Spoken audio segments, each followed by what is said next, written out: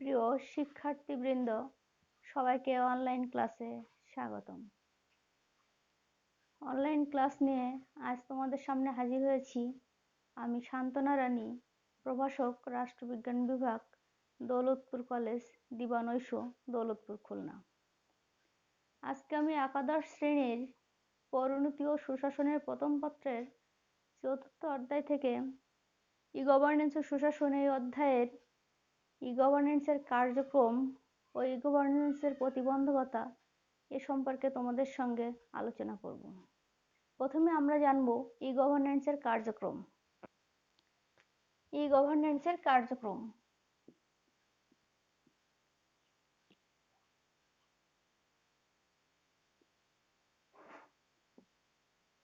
দেখো, ই-গভর্নেন্সের কার্যক্রমে আমরা দেখতে পাই যে ই-গভর্নেন্স কিন্তু 4 ধরনের কার্যক্রম পরিচালনা করে থাকে। 4 ধরনের। প্রথমটা হলো বিভিন্ন তথ্য ইন্টারনেটের মাধ্যমে পাঠানো। বিভিন্ন তথ্য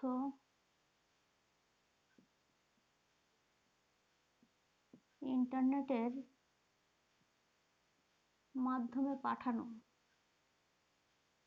দেখো, বিভিন্ন তথ্য কিন্তু ই-গভর্নেন্সের মাধ্যমে কি ইন্টারনেটের মাধ্যমে পাঠানো হয়। সে কি ধরনের? সে তথ্যগুলো কি ধরনের? যেমন নিয়ন্ত্রণমূলক কার্যক্রম, জনগণের জন্য বিভিন্ন ঘটনার দিন তারিখ, বিভিন্ন ইস্যুর ব্যাখ্যা, নোটিশ ইত্যাদি। দ্বিতীয় ই-গভর্নেন্সের কার্যক্রমে দ্বিতীয় কার্যক্রম আমরা দেখতে পাই যে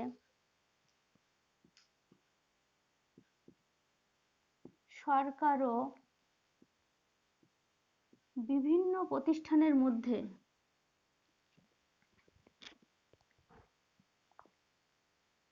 বিভিন্ন প্রতিষ্ঠানের মধ্যে দ্বিমুখী আলোচনা।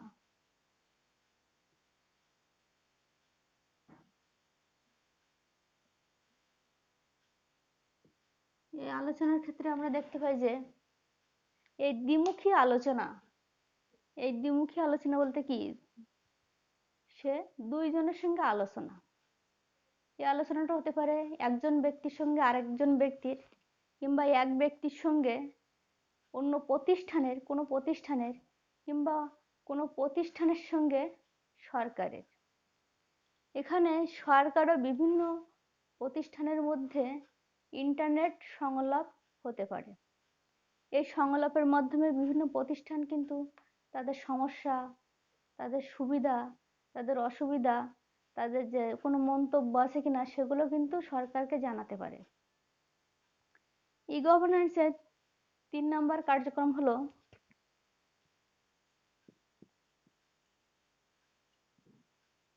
বিভিন্ন ধরনের লেনদেন পরিচালনা।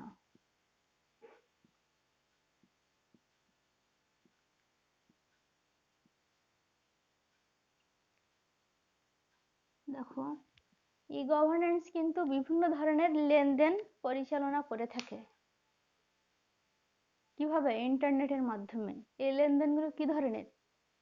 যেমন আয়কর রিটার্ন জমা দেওয়া, চাকরির জন্য কি আবেদন করা, এমনকি সেগুলো জমা দেওয়া। আবার কি করা হয়?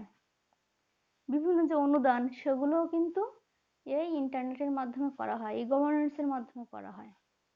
এরপর আমরা জানবো যে ই-গভর্নেন্সের 4 নম্বর কার্যক্রমটা কি। সরকার পরিচালনায়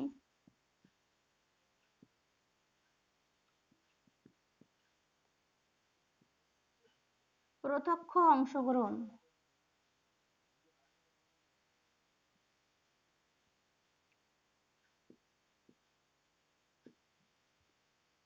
ই-গভর্নেন্স কি সরকার পরিচালনায় জনগণকে প্রত্যক্ষভাবে অংশগ্রহণের সুযোগ করে দেয়।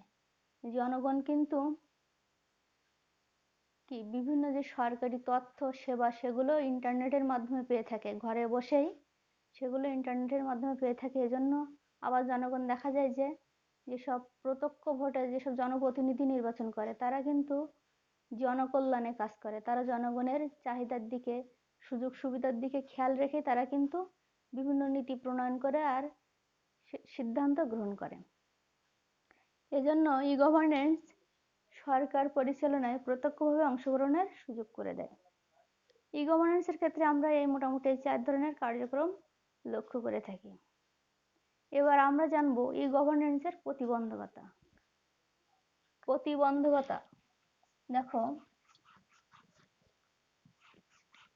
প্রতিবন্ধকতা বা সমস্যা বা বাধা এগুলো কিন্তু সব একই।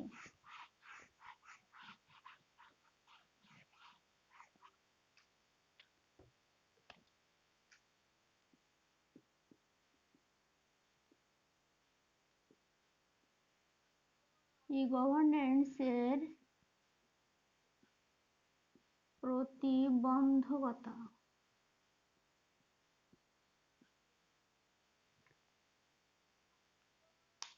ই গভর্নেন্স কিন্তু একটি নতুন ধারণা, আর ই গভর্নেন্স এর বাস্তবায়নের কি প্রধান মাধ্যম হচ্ছে তথ্য প্রযুক্তি।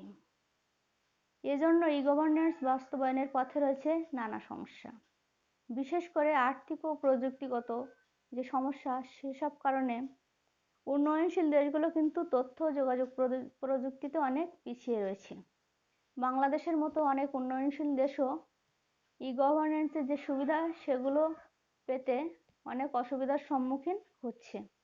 ই গভর্নেন্সের ক্ষেত্রে অনেকগুলো প্রতিবন্ধকতা বা অসুবিধা লক্ষ্য করা যায়। প্রথমটা হলো আর্থিক সীমাবদ্ধতা। 1 নম্বর দেখো, আর্থিক সীমাবদ্ধতা। বিশ্বের জনসংখ্যার বিশাল এক অংশ কিন্তু এখনো দারিদ্র্য সীমার নিচে বাস করে। তাদের জন্য কি ইন্টারনেট সংযোগ, কম্পিউটার, স্মার্টফোন প্রভৃতি যে তথ্য প্রযুক্তির উপকরণ, সেই সব উপকরণ একটা মহার্ঘ বস্তু। আবার যাদের আর্থিক সঙ্গতি তুলনামূলকভাবে কি একটু ভালো, তাদের জন্যও কিন্তু এই তথ্য প্রযুক্তি যে উপকরণ, এই উপকরণের মূল্য তাদের কাছে অনেক বেশি। এজন্য কি হয়, তথ্য প্রযুক্তি উপকরণের এসব উচ্চ মূল্যের কারণে কি হয় যে ই গভর্নেন্সের সুফল কিন্তু সব নাগরিকের কাছে পৌঁছে দেওয়া সম্ভব হয় না। ই গভর্নেন্সের অন্যতম আরেকটি প্রতিবন্ধকতা হলো অপর্যাপ্ত মানব সম্পদ।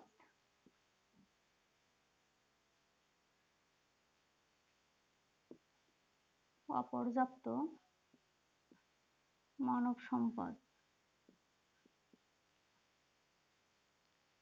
বিশ্বের অনেক দেশেই কিন্তু কি হয়, তথ্য প্রযুক্তিতে দক্ষ লোকের অভাব রয়েছে। বিশেষ করে উন্নয়নশীল ও অনুন্নত যেসব দেশ, সেই সব দেশে কিন্তু কারিগরি শিক্ষায় শিক্ষিত লোকের সংখ্যা অনেক কম। আবার অনেক উন্নয়নশীল দেশ আছে, সেসব দেশে কারিগরি শিক্ষায় যদিও তাদের শিক্ষার হার একটু বেশি, কিন্তু কারিগরি শিক্ষায় কিন্তু শিক্ষিতের হার অনেক কম। এ কারণে এই তথ্য প্রযুক্তির সুফল কিন্তু পৌঁছে দেওয়া সম্ভব হয় না। এটা এই অপর্যাপ্ত মানব সম্পদ যে ই গভর্নেন্সের অন্যতম একটি প্রতিবন্ধকতা। ই গভর্নেন্সের আরেকটা সমস্যা বা প্রতিবন্ধকতা হলো আইনগত কাঠামোর অভাব। আইনগত কাঠামোর অভাব। দেখো, কোনো কিছুতে যদি সুনির্দিষ্ট আইন থাকে, যে কার্যকরী আইন থাকে, তবে কিন্তু সেই জিনিসটা পরিচালনা করা অনেক সহজ হয়ে যায়। আমরা তথ্য প্রযুক্তির ক্ষেত্রে দেখেছি যে বিভিন্ন ধরনের অপরাধ সংগঠিত হচ্ছে, সাইবার ক্রাইম, যেমন কি অর্থ হাতিয়ে নেওয়া, বিভিন্ন কি অশ্লীল ছবি পাঠানো, শিশু যে পর্নোগ্রাফি সেগুলো করা, এইসব যে ক্রাইম, এই ক্রাইমগুলো যদি দমনে যদি কার্যকরী আইন থাকে, তবে তথ্য প্রযুক্তির সুফল কিন্তু খুব সহজেই জনগণের দোরগোড়ায় পৌঁছানো সম্ভব হবে। আর সেক্ষেত্রে আইনটাকে অত্যন্ত বলবান হতে হবে, অত্যন্ত কার্যকরী হতে হবে। ই গভর্নেন্সের আরেকটি অন্যতম প্রতিবন্ধকতা হলো স্থানীয় প্রতিষ্ঠানের অভাব। 4 নম্বর পয়েন্ট আমরা লিখব স্থানীয় প্রতিষ্ঠানের অভাব।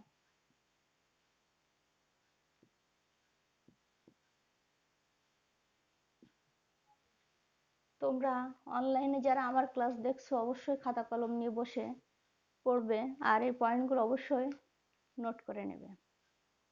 দেখো, স্থানীয় প্রতিষ্ঠানের অভাব। স্থানীয় প্রতিষ্ঠান কি? তথ্য প্রযুক্তির ক্ষেত্রে আমরা দেখতে পাচ্ছি যে স্থানীয় যেসব তথ্য প্রযুক্তি বা সফটওয়্যার কোম্পানি আছে বা সেবাদাতা প্রতিষ্ঠান আছে তারা কিন্তু দক্ষ অভিজ্ঞতার দিক দিয়ে অনেক পিছিয়ে। তারা কিন্তু ই গভর্নেন্সের মতো একটা বিশাল যে পরিসর, সেই পরিসরের একটি বৃহৎ ক্ষেত্রে তারা যথেষ্ট দক্ষতার সঙ্গে কাজ করতে সক্ষম নয়। এই জন্য এই বিশাল দক্ষ আর বিশাল পরিসরের এই জায়গায় দক্ষতার সঙ্গে কাজ করতে গেলে তাদেরকে অবশ্যই অভিজ্ঞ হতে হবে, দক্ষ হতে হবে। এই তথ্য প্রযুক্তিতে তাদেরকে অভিজ্ঞ করে তুলতে হবে, তাদেরকে বিভিন্নভাবে প্রশিক্ষণ দিতে হবে, তাদেরকে যে বৃহৎ অন্য অন্য বড় বড় দেশ আছে তাদের উন্নত যে তথ্য প্রযুক্তি, সেই তথ্য প্রযুক্তির তারা যে দক্ষ, সেই তাদের অভিজ্ঞতা এবং আমাদের দেশে যে স্থানীয় প্রতিষ্ঠান এদের দক্ষতা একেবারে সমান সমানে পৌঁছাতে গেলে তাদেরকেও প্রশিক্ষণের মাধ্যমে তাদেরকে কি করতে হবে? উপযুক্ত করে তুলতে হবে। এই স্থানীয় প্রতিষ্ঠানের এই দুর্বলতার কারণেই কিন্তু উন্নয়নশীল দেশের সরকারকে কি করতে হয়? বিদেশের মুখাপেক্ষী হতে হয়। ই গভর্নেন্সের আরেকটি অন্যতম প্রতিবন্ধকতা হলো অপর্যাপ্ত বিদ্যুৎ ব্যবস্থা।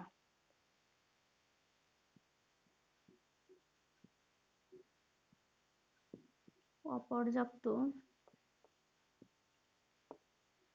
বিদ্যুৎ ব্যবস্থা। উন্নয়নশীল ও অনুন্নত দেশে কিন্তু কি অপর্যাপ্ত বিদ্যুৎ ব্যবস্থা রয়েছে।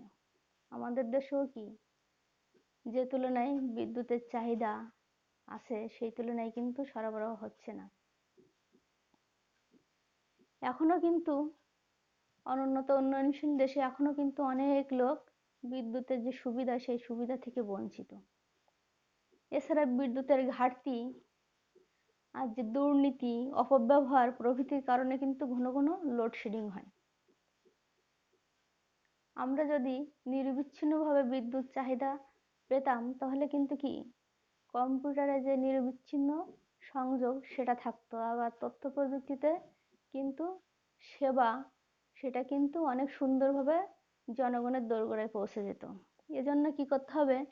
যে পর্যাপ্ত পরিমাণে বিদ্যুতের যোগান থাকতে হবে, কিংবা বিকল্প জ্বালানি যেমন কি সৌরবিদ্যুৎ, এই বিকল্প জ্বালানির মাধ্যমেও কিন্তু কিছুটা হলেও তথ্য প্রযুক্তির সুবিধা এগিয়ে যাওয়া সম্ভব হবে যদি না সে বিকল্প বিদ্যুতের ব্যবস্থা থাকে। এরপর 5 নম্বর পয়েন্টে আমরা দেখব যে ই গভর্নেন্সের অন্যতম আরেকটি অসুবিধা হলো ইন্টারনেটের উচ্চ মূল্য। 6 নম্বর পয়েন্টে আমরা লিখতে পারি ইন্টারনেটের উচ্চ মূল্য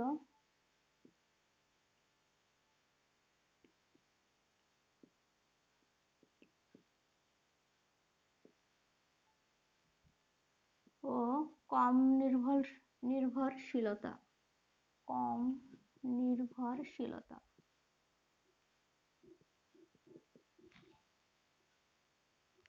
আমাদের দেশে কিংবা উন্নয়নশীল দেশে কিন্তু ইন্টারনেটের কি দাম অনেক বেশি।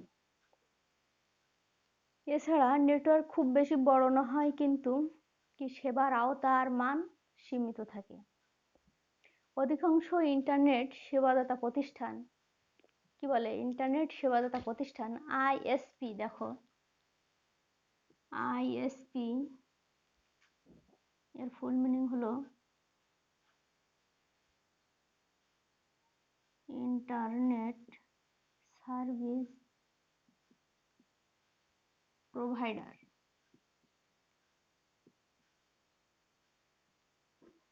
ইন্টারনেট সার্ভিস প্রোভাইডার মানে আইএসপি, এরা কি করে ভিএসএটি, দেখো ভিএসএটি, এগুলো তোমাদের কিন্তু শর্ট প্রশ্নে আসে কিংবা নৈর্ব্যক্তিকে। দেখো ভিএসএটি এর ফুল মিনিং হলো ভেরি স্মল, এতে aperture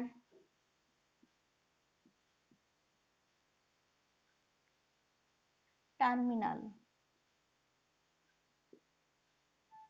very small aperture terminal বা ট্রান্সমিশন, ঠিক আছে। এই অধিকাংশ ইন্টারনেট সেবাদাতা প্রতিষ্ঠান তারা কিন্তু কি করে ভিএসএটি ট্রান্সমিশনের উপর নির্ভর করে, যার মান অনেক কি সীমিত, যার মান অনেক নিম্ন।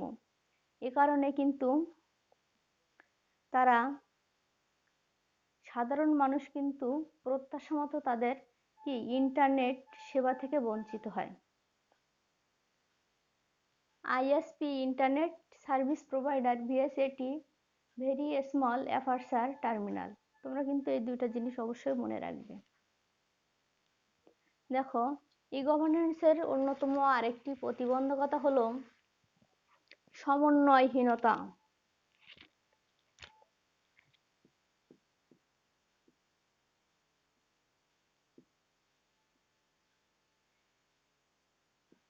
সমন্বয়হীনতা কি? সমন্বয়হীনতা হলো এখানে দেখা যায় যে সরকারি যেসব প্রতিষ্ঠান, সেই সব প্রতিষ্ঠান ও বেসরকারি প্রতিষ্ঠান তাদের কাজের মধ্যে সমন্বয়হীনতা দেখা যায়। আবার দেখা যায় যে বিভিন্ন মন্ত্রণালয় এবং তাদের যেসব দপ্তর আছে সেই দপ্তরগুলোর কাজেরও মধ্যে সমন্বয়হীনতা দেখা যায়। অনেক সময় দেখা যায় যে একই কাজ বিভিন্ন মন্ত্রণালয় কিন্তু বিভিন্নভাবে উপস্থাপন করছে। কখনো দেখা যায় যে যে একই কাজ অনেকেই করছে, আবার অনেক ক্ষেত্রে দেখা যায় যে কি এমন কিছু কাজ আছে যেগুলো কেউই করছে না। এই যে সমন্বয়হীনতা, এই সমন্বয়হীনতার জন্যই কিন্তু ই গভর্নেন্সের সুফল কি লোকজন পুরোপুরিভাবে পাচ্ছে না। ই গভর্নেন্সের আরেকটি অন্যতম প্রতিবন্ধকতা হলো ইংরেজি ভাষার কি আধিপত্য। 8 নম্বর পয়েন্ট, ইংরেজি ভাষার আধিপত্য।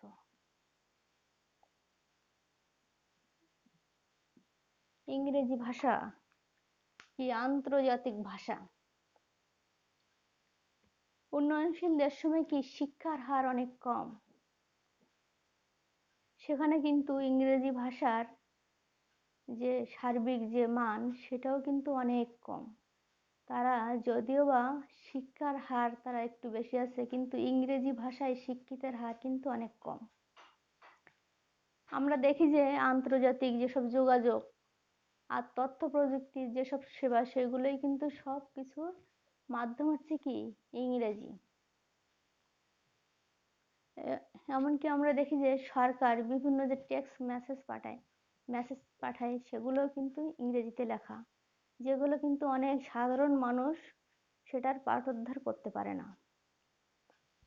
আবার দেখা যায় যে ওয়েবসাইটে যেসব তথ্য সেগুলো কিন্তু সব ইংলিশে।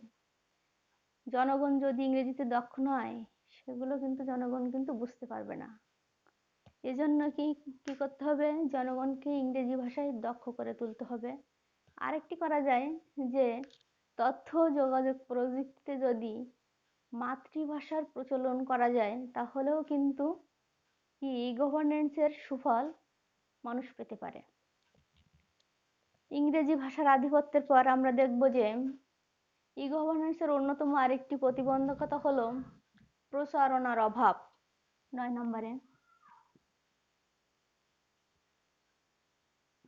প্রচারণার অভাব। ই গভর্নেন্সের সুফল যতটুকু মানুষ পেয়েছে তার কিন্তু কোনো প্রচারণা নাই। যদি ই গভর্নেন্সের সুফলের প্রচারণা থাকতো তাহলে কিন্তু মানুষ ই গভর্নেন্স সম্পর্কে কি, যে ই গভর্নেন্স কি এটা জানতে মানুষ কিন্তু উদ্বুদ্ধ হতো। এজন্য জনগণকে আগে ই গভর্নেন্স তথ্য সেবা কি সে সম্পর্কে আগ্রহী করে তুলতে হবে, এজন্য প্রচারণা চালাতে হবে। একমাত্র প্রচারণার মাধ্যমে ই গভর্নেন্সের সুফল পৌঁছে দেওয়া সম্ভব হবে।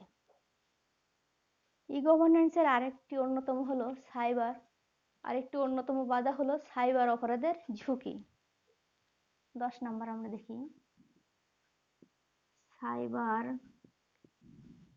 অপরাধের ঝুঁকি। দেখো, সাইবার অপরাধ ই গভর্নেন্সের ক্ষেত্রে কি তথ্য প্রযুক্তির যে অপব্যবহার, এই অপব্যবহারের ফলে সাইবার ক্রাইম সংগঠিত হয়ে থাকে। এই সাইবার ক্রাইম কি, যেমন ইমেইলে হুমকি দেয়, এই ইমেইলে হুমকি দেওয়া, পাসওয়ার্ড চুরি করে কি তথ্য ও অর্থ হাতিয়ে নেওয়া, হ্যাকিং করা, আবার কি করা হয় অশ্লীল ছবি পাঠানো, আবার ক্রেডিট কার্ড সেটা জালিয়াতি, বা শিশু পর্নোগ্রাফির মধ্যে বিভিন্ন ধরনের কি অপরাধ সংগঠিত হচ্ছে। এই অপরাধের জন্যে মানুষ কিন্তু তথ্য প্রযুক্তিকে নেতিবাচক দৃষ্টিকোণ থেকে দেখছে। তারা কিন্তু যে ইন্টারনেট ব্যবহার, এই ব্যবহারে কিন্তু তারা নিরুৎসাহিত হয়ে পড়েছে এবং অন্যকেও কিন্তু উৎসাহ দিতে চায় না। তারা মনে করে ইন্টারনেট খারাপ জিনিস। এমনকি গ্রামের অনেক অশিক্ষিত এবং অর্ধশিক্ষিত মানুষ তারাও কিন্তু ইন্টারনেট ব্যবহার থেকে বিরত থাকে। আর যখনই মানুষ ইন্টারনেট ব্যবহার থেকে বিরত থাকবে, তখন কিন্তু ই গভর্নেন্সের কি সুফল, তার যে ভালো দিকগুলো সেগুলো কিন্তু জনগণ জানতে পারবে না। ই গভর্নেন্সের লাস্ট আমরা আলোচনা করব, ই গভর্নেন্সের সর্বশেষ আরেকটা প্রতিবন্ধকতা, সেটা হলো রাজনৈতিক অস্থিতিশীলতা। 11 নম্বর, রাজনৈতিক অস্থিতিশীলতা। কোনো দেশের পরিবেশ যদি রাজনৈতিকভাবে স্থিতিশীল থাকে, তবে সেই দেশে কিন্তু কি করা যায়, তথ্য প্রযুক্তির সুবিধা ভালোভাবে লোকজনের কাছে পৌঁছে দেওয়া সম্ভব হয়। কোনো দেশে যদি সরকার আর জনগণের সচ্ছিদ্র থাকে, জনগণ আর সরকার যদি আগ্রহ প্রকাশ করে যে ই গভর্নেন্সের সুফল লোকজনের দরকারে পৌঁছাবো, তবে কিন্তু সেটা সম্ভব হয় একমাত্র রাজনৈতিক পরিবেশ স্থিতিশীল থাকলে। কেননা এই সরকার ও জনগণের উভয়ের আগ্রহ আর সক্ষমতাই কিন্তু কি এই গভর্নেন্সের ক্ষেত্রে লক্ষ্য করা যায়। পরিশেষে আমরা বলতে পারি যে উন্নয়নশীল দেশের অনেক রাষ্ট্রই কিন্তু এই ই গভর্নেন্সে প্রতিষ্ঠায় পিছিয়ে আছে। এর জন্য ই গভর্নেন্স চালুর পথে রয়েছে অনেক প্রতিবন্ধকতা, অনেক ঘাত প্রতিঘাত। এজন্য কি করতে হবে, সরকারের সচ্চিন্তা আর নাগরিক মহলের সচেতনতা, এই দুটোর প্রয়োজন হবে। সুপ্রিয় শিক্ষার্থীবৃন্দ, আশা করি তোমরা এই ক্লাসের মাধ্যমে উপকৃত হবে। আজকে এ পর্যন্ত, সবাই ভালো থাকবে, সুস্থ থাকবে।